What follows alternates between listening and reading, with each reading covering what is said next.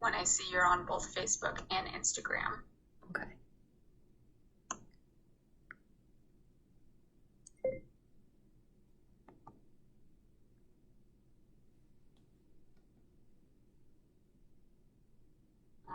When I see you're on both Facebook and Instagram. All right, guys. Welcome, welcome. We'll just give a couple of moments for everyone to get here.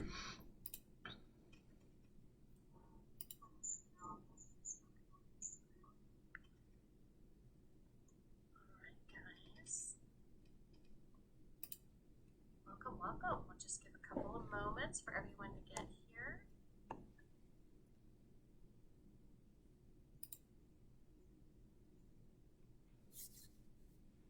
All right, welcome everyone who's joining us. Hello, hello, hello.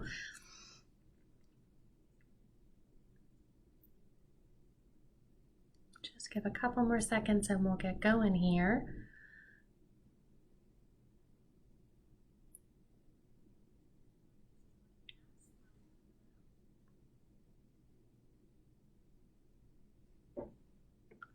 All right. Well, welcome everyone. All right. So for anyone who doesn't know me, I'm Jenny Ponzurek. My background is as a school psychologist. Did that for about 13 years in the Ventura County area of California. And then I was an administrator for a couple of years at my county office, helping special ed teachers finishing up their credentialing process.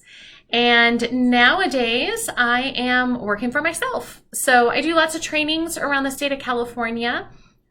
And I get to talk about things like learning disabilities and dyslexia and report writing and all those fun things.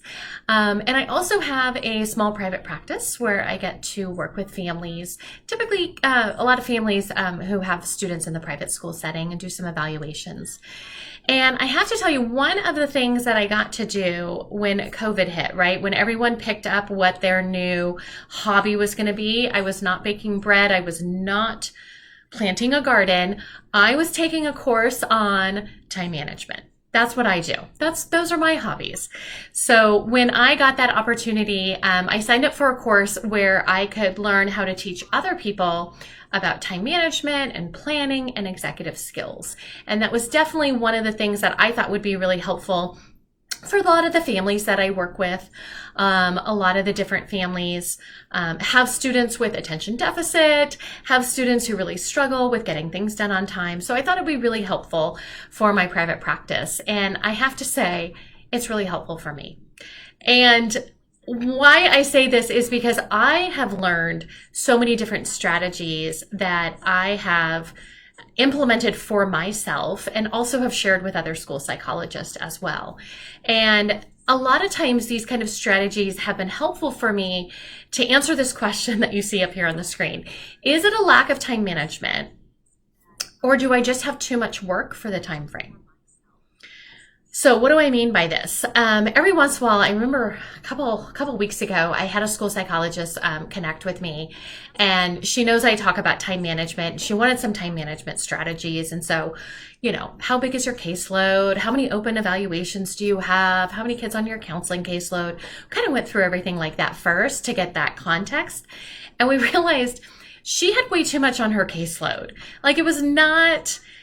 Some cool planner was not going to help her. Some cool app was not going to help her. Oh my goodness. She just had way too many things to do in the time frame that we have. And I know this is springtime. This is such a rush in our world of school psychology. We have so many evaluations that need to get done before the end of the year. People are working evenings. People are working weekends. I understand that. But one of the things that for me, and I will tell you, I'm going to talk about the strategy I had to use for myself today about time management versus too much work.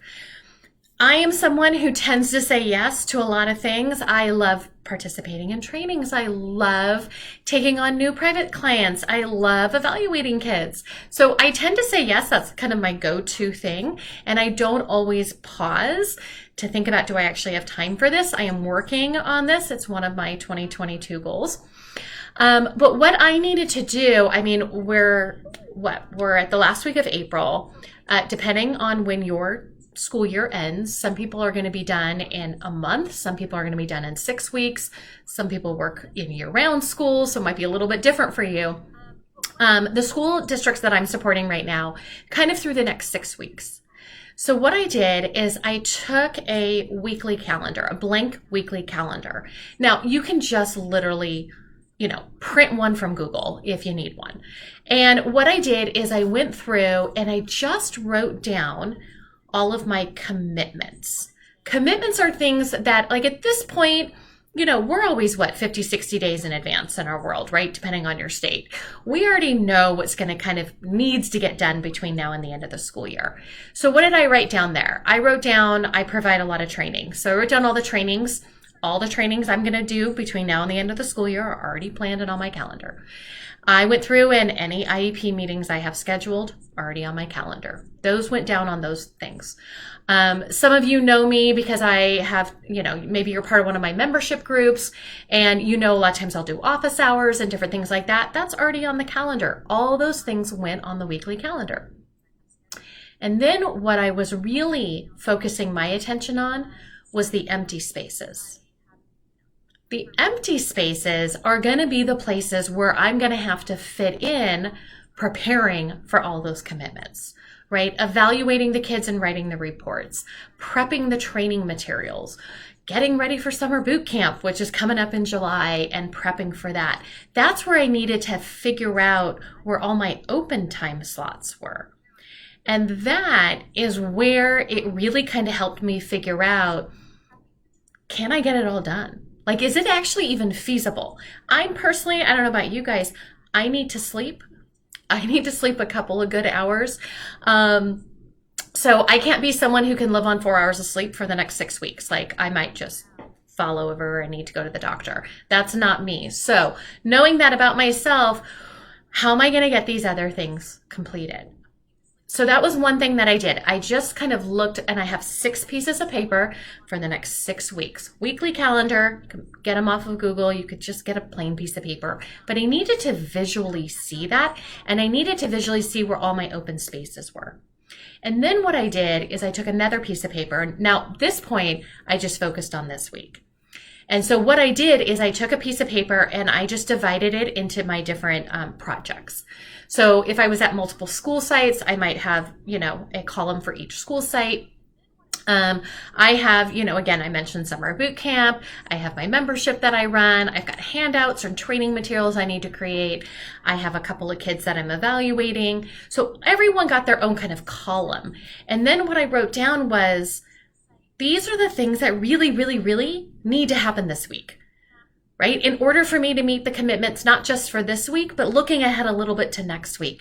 These are the things that really, really need to get done. And it really helped me prioritize some of those other things that would be nice if I got them done, but were not my top priority for this week at least. And so then what I need to do is figure out where I'm going to put them now in that weekly calendar. And for that, what I tend to like to use is I like to use Post-it notes or those little flags that you can write on, sometimes like in a Sharpie or something like that. And I like to use those on Post-it notes or the flags because I can move them around, right? Because stuff comes up, right? Kids are absent. Emergencies happen and things, and I don't want to write it down and then have to erase or have a weird error. I don't like that. I like it to be nice and neat. So if something doesn't happen, I need to move it to another space. And what it provided for me was the realization of, I probably have too much work in the time frame of what I thought I was going to get done this week.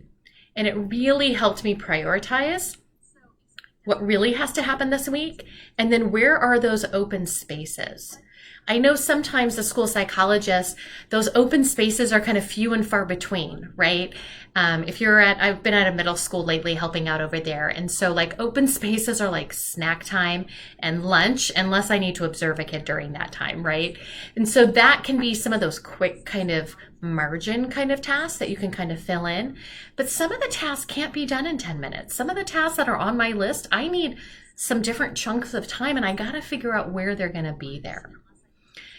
Now, what I realized, again, were some of the things that I thought I was going to get done this week are not going to get done this week. They just can't. They can't if I want to sleep, and I need to sleep. So I had to figure out what are some things that are just going to have to go to next week or go to the weekend. It's just going to have to happen like that, right? So for me, making these things as visual as possible. And I will tell you, I have a Google Calendar. I love my Google Calendar. I live by my Google Calendar. But sometimes my Google Calendar overwhelms me because I put everything on it, including the things that could be moved around. So sometimes when I look at my Google Calendar, it doesn't look like I have any open space, when in fact I do, because maybe I put something on there that could get done next week. And so that's one of the reasons why I like to have both the digital and the paper planner, because sometimes I just need to see it visually. And sometimes I literally spread out the 6 pieces of paper. I needed to see 6 weeks in a row visually. I can't see that very well in the Google Calendar, right? I can't get that good visual there. And so for me, I really needed to see that.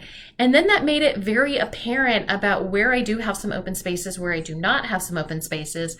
And now if someone comes up to me and says, could you take one last case before? No, I can't. I literally can't. There's nothing else I can do here. Let's talk about, can we push this off to next year? Could we get started this year? But no, I cannot take on any other cases this year. It's an absolute no. There's literally no free time in my calendar for the next 6 weeks. Now, one of the other tips that I wanted to share as well, and this is something that I've heard from a lot of different psychologists out there, is when you have concerns that you do just have too big of a caseload, and I know different psychologists have different job expectations. Some of you guys are just testing, writing reports, and going to IEP meetings, and that's kind of your whole world right now. It's been a really interesting year. Many of you also do some counseling. Many of you are also on multiple committees. Some of you are part of your MTSS or PBIS or RTI or whatever cool acronyms we want to use. And so sometimes what I hear is that leadership maybe doesn't quite understand how long some of these things take. And what I've heard from a couple of different psychologists who have been in that same kind of predicament is that they have, for a period of time, not the entire year, but for a period of time, they actually did like a little survey of how they use their time. Like I have to tell you, a lot of directors of special education, unless they were school psychologists, don't possibly understand how long it takes to actually do an entire evaluation, from attending that pre-referral meeting to finishing up that IEP meeting, uploading the report, and all of those different pieces. Some people might not have a good understanding of how long that takes. And you guys know there's sometimes some quicker evaluations. Kids are super complex, and they're just getting more and more complex lately. And so evaluations that I kind of used to be able to get done in this amount of time, most of my evaluations are taking this amount of time. And then we've always got that kiddo, it's taking this much time. And if you want me to do a legally defensible evaluation and report, I need that much time. So what they've done is they've done a time audit. Sometimes I've seen where all the psychologists in the district will do a time audit for the same amount of time. This is how much time over the last couple of weeks I've spent on observing, evaluating, scheduling meetings, scoring protocols, rescheduling meetings. What's a clerical task that possibly could be delegated if there was an ideal situation, versus what are things that only I can do? Right? They've written down how much time they're consulting. They're written down how much time is spent on counseling and prepping for counseling, and then writing your notes for counseling, and then getting ready for progress reports for counseling, and all of those different kind of things. So if you're in that space where you maybe are in a district where leadership isn't quite sure exactly what we do, because that happens a lot, that might be one strategy. Is to do a little, now you don't have any time for it, I understand, but unless we get some other people to understand exactly how our time is spent, a lot of times those caseload things might not change, right? Okay, so maybe you've realized, you know what, yes, I have a big caseload, I've got a lot of things going on, but I might also need a couple of time management tips. So I do want to let you know that we started a new page on my website. If you go to jennyponzurek.com/live, not only are you going to see a place if you want these 10 time management tips for adults, you're able to just give me your name and email address, and then we'll email it to you. But you will also be able to see any previous Facebook Lives that I've done. All right, I will tell you this is my magical number 2. So if you didn't get to hang out with me last week and you want to go ahead and rewatch that one, you can go ahead and have access to that one. But if you are just wanting to make sure, especially between now and the end of the school year, that you are using your time as wisely as possible, put together a list, top 10 time management tips for adults. You can take a look at it, absolutely free. And then once you sign up for that, I will let you know. I'm going to let you know about when summer boot camp is coming. I'll be very upfront with you right now. So summer boot camp is something that I am going to be hosting. It's going to be a July 11th through the 22nd.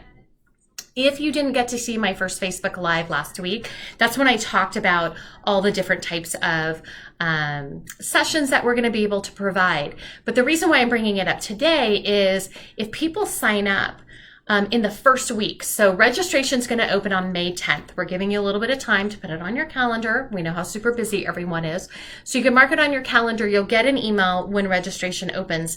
And if this is something that sounds interesting to you, if you sign up in the first week, you will actually also get free access to what I call my time optimization video series. So in addition to tips like I talked about today, the time management just seemed like too easy of a term that everyone throws around. To me, I was figuring out strategies that school psychologists could use to really optimize their time. And I will tell you, when I created this video series with my colleague, we had school psychologists in mind. Our examples are for school psychologists. And it's a video series that you get over a 2-week period.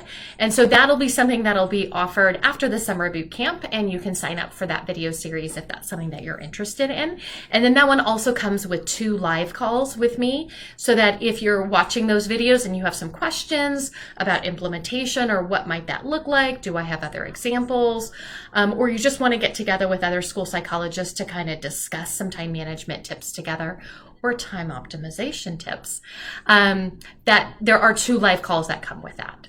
So we're going to have a lot more information on my website, the jennyponzurek.com website. Right now, if you go to that one and just scroll on down, you'll see some information about summer boot camp.